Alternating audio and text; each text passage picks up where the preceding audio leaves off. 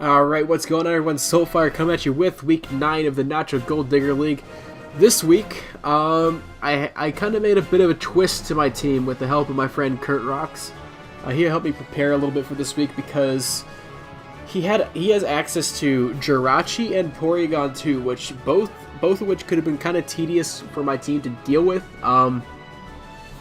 However, with Jirachi, I think the easy answer would be the Dawnwings Necrozma. However, Dawnwings doesn't do too well with the rest of his team, for example, against Weavile and the potential knockoff on Mega Beedrill. So, I did not go with the Dawnwings. I did decide to go with Duskmane in the end. However, I made a twist to my Duskmane, which I will keep a surprise until I actually use that surprise. The twist, so to speak. So yeah, looking at the rest of my team, I did bring Shiinotic. Shiinotic makes his first appearance on my roster in the NGDL. I was kind of hoping with Shiinotic. I do watch on Vanderforge's stream all the time how he puts things to sleep with Spore, then Strength Saps, and then goes into something else and sets up and just wins. So I brought that with a combination of Sticky Webs to try and hinder his team and slow it down. So yeah, that was kind of my strategy with this week. We'll see if it works. Without further ado, let's just get right into the battle. Anyway, like I usually say, yeah, he's gonna do his fancy little pose. This is like the worst pose in the game too. Like who puts their arms like that around their body and like has that casual little smile? Like I know you can't see me, but I literally just tried to do that pose right now. It just feels so awkward to do, but yeah. Either way, we're underwater. Regirock doesn't like water, neither does Beedrill. But yeah, we're underwater anyway, so he's gonna go with the Beedrill. I figured this would be my best lead, as the Beedrill lead was kind of obvious in my opinion. So yeah, Regirock is going to lead, going to get free Stealth Rocks basically. And on top of that, Beedrill, look at that damage though, and still, like, I have Rocky Helmet specifically for the Beedrill and to pressure him from U-turning. Yeah, man, that's just crazy damage. Either way, he's going to go Xurkitree here. I'm just going to go for my Stealth Rocks and get that up. I'm thinking maybe he's the Z-Hypnosis set. Z-Hypnosis is pretty common on Xurkitree, either that or his Choice Scarf. One of the two. He's actually going to reveal here that he's the Z-Hypnosis set. So, does he hit my Regirock? That is the question. I actually forget if he hits me. I don't think he does. Like I said, I had this battle a while ago. Just narrating now. He actually does connect on the Z-Hypnosis. Rather unfortunate. Which means he could potentially get a substitute up right here, which would be really, really bad. And to be honest, this Xurkitree is really the biggest threat to my team at this point, having the fact that he just set up on my face. So,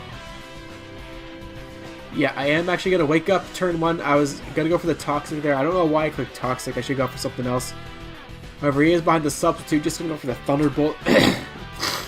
And, yeah, because of that, I'm just going for the Seismic Toss, break the substitute, and then see what he's going to do from there on out. So I'm pretty sure he can just kill me at this point. I think I'm just going to let him do it, even though he does get the Beast Boost from that.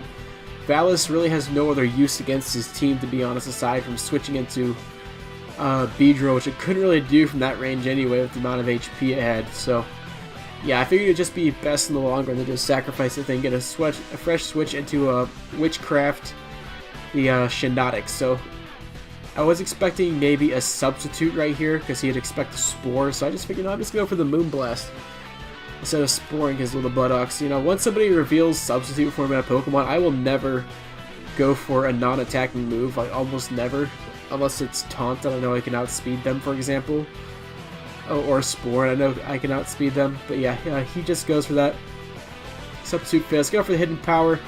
Does a very hefty amount of damage and max HP, max special defense, specifically for the Xurkitree and the Porygon 2. But yeah, that does not really work out in my favor. I go for the Moonblast, bring him down to range for pretty much anything anything else in my team that can outspeed this thing to kill it. So yeah, it does work out in my favor. So I go for the Hidden Power. Kills my Regirock, kills my Shiinotic early on. Not ideal. I am down to a bit of a bad start here, I guess, in this match, so we'll see if I can climb my way back into it. I'm going to go into my Bird of Prey. I am Choice Scarf. Yawning is contagious. I know, I'm sorry, I'm exhausted. Long week at school. Anyway, I am just going for the U-turn, get the pivot, kill the Xurkitree, get out of here. Because, even if I did kill it, just go with the Weavile, get a free switch into Weavile. So I'm going to go into my Trey Flowers and use this as an opportunity to start my comeback here.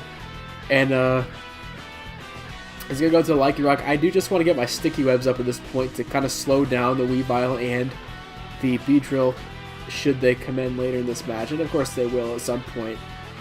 Of course, unless I get completely swept by this Lycanroc. So I'm going to go for my Sticky Webs and ultimately just going to sacrifice my Ribombee for the pure sake of getting Sticky Webs up. So he is going to just kill me. I'm just going to get a fresh switch into my... I think I just go into Duskmane here because I see this as pretty much my golden opportunity to set up. I know, like, if I do sweep him with Duskmane, it will be the third consecutive week in a row where I've swept an entire team with Duskmane.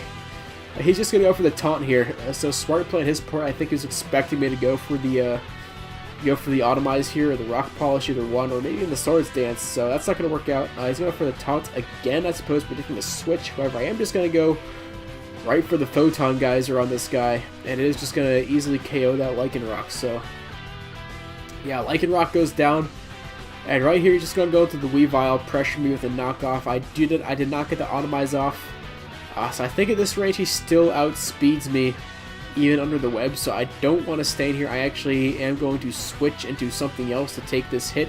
Probably the knockoff is coming my way.